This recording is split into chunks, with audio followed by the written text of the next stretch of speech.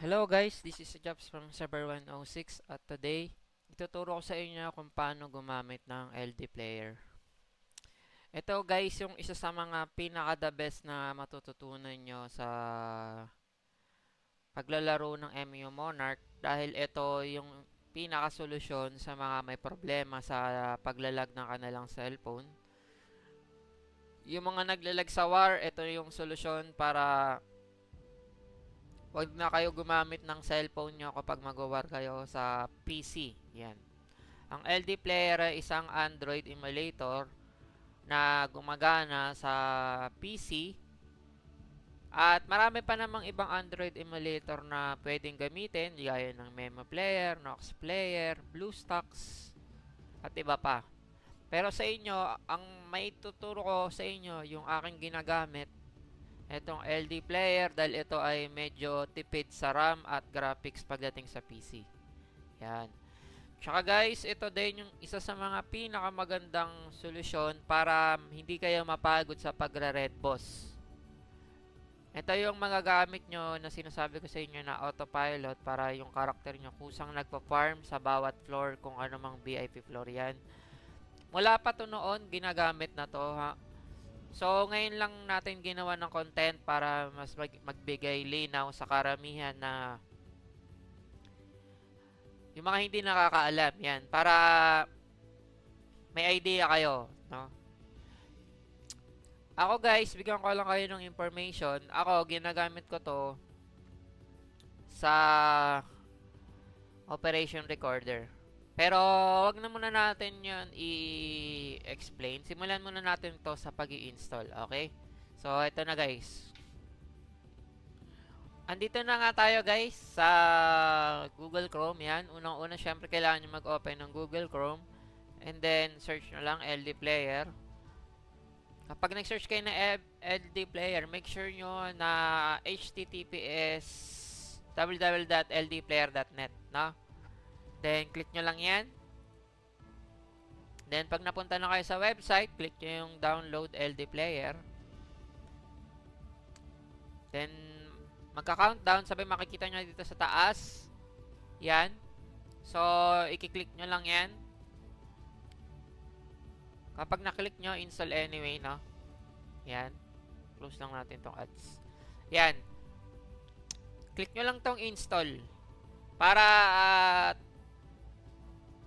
ilagay nyo kasang location nyo gustong i-install. Yan. Ako guys, sa akin kasi naka-install to sa Dina, sa backup siya para if ever man mag-reformat ako ng PC or i-refresh ko yung PC, hindi siya maapektuhan. Pero kaya depende kung anong location nyo yung ilalagay. Basta pag kinilik nyo yan, tuloy-tuloy na yan guys. Okay?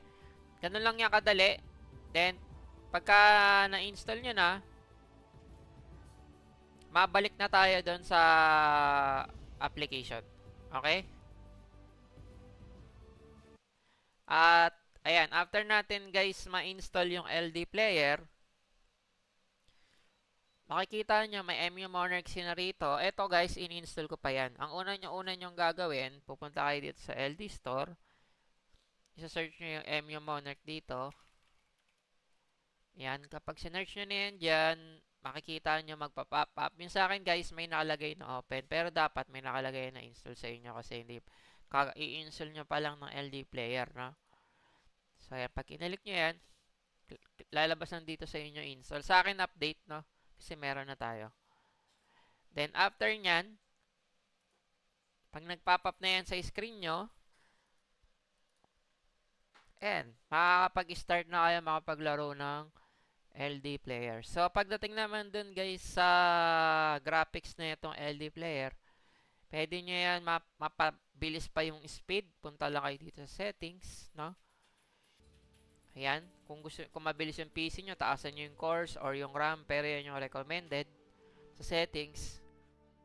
Pero kung isa lang yung LD player nyo, okay na yung ganyang graphics. Pero kung marami, ay kung isa lang yung LD player nyo, ulitin ko, pwede nyo taasan pa para talagang mag-smooth yung game. Pero kapag marami kayong application na ginagamit na LD player, okay na yung recommended. Pagdating naman sa display settings, kapag yung LD player nyo naglalag, pwede nyo babaan ang resolution. And then yung sa FPS, kung masyadong mabilis yung PC nyo, i-high FPS nyo para talagang sobrang smooth, no? Pero wag nyo na itong baguhin guys kung yung PC nyo is hindi naman sobrang bilis or tama lang at hindi mataas yung graphics, wala na kayong babaguhin. Then yan guys, pwede nyo nang laruin tong LD player dito sa PC. Yan, at sa mga susunod na content natin guys, ituturo ko sa inyo paano gumamit ng operation recorder.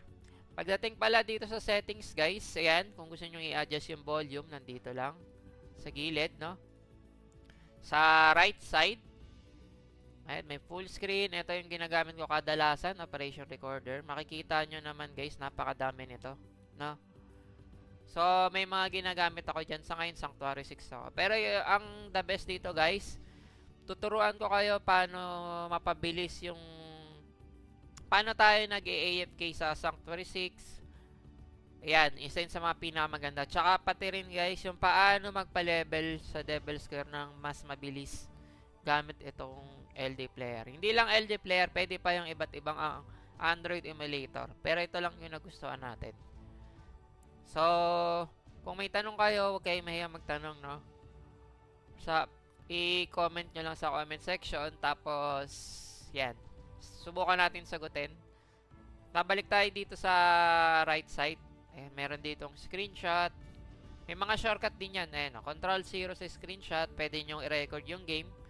So, dito rin ako nagre-record ng game ko, guys. After kung